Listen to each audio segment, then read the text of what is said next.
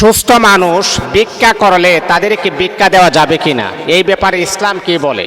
দেখুন, মনে রাখতে হবে ভিক্ষাটা হচ্ছে একেবারে নাজেহাল একটা কাজ।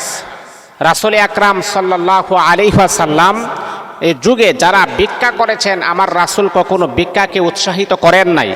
এবং যারা ভিক্ষা করেছেন অথবা যারা সায়েল, যারা চেয়েছেন, আমার রাসূল তার দিকে তাকাচ্ছেন, দেখছেন যে তার শরীরে শক্তি আছে কিনা। যদি দেখেন যে তার শরীরে শক্তি আছে, বল আছে, তখন রাসূল আকরাম সাল্লাল্লাহু আলাইহি ওয়াসাল্লাম ওই সমস্ত ভিক্ষুকদেরকে কিছু টাকা পয়সা দিয়ে বলতেন যে দেখো, ভিক্ষা করাটা এটা ভালো না, এটা একেবারে নাজেহালপূর্ণ একটি কাজ।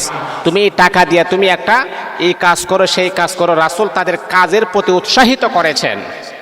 এই জন্যে বাবা, সুস্থ মানুষ যারা আছে, আমি আপনাদেরকে পায়ে হাত রেখে বলি, যদি আপনার কাছে সুস্থ মানুষ ভিক্ষা চাই আর আপনার যদি এবিলিটি থাকে, তাহলে তাকে একটা কাজ আপনি ধরাইয়া দিবেন। এটার জন্যে এই যে ব্যক্তিরা ভিক্ষা করার একটা উপযুক্ত একটা সময় ছিল, কিন্তু সে ভিক্ষা করে নাই। যখন আপনি তাকে একটা কাজ ধরাইয়া দিবেন অথবা কাজের একটা প্রসেসিং আপনি করে দিবেন, এটার কারণে এই ব্যক্তিটা টাকা পাওয়ার পরে তার ফ্যামিলিকে লালন পালন করবে। কিয়ামত পর্যন্ত এটার সওয়াব আপনার আমল নামায় যাইতে থাকবে, যাইতে থাকবে, যাইতে থাকবে।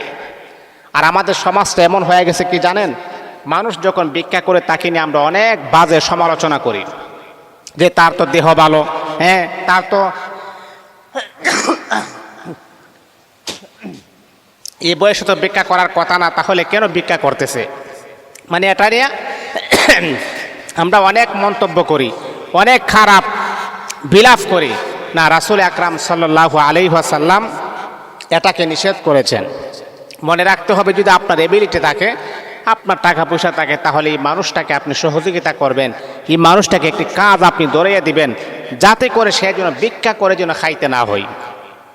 কিন্তু সমালোচনা করা যাবে না।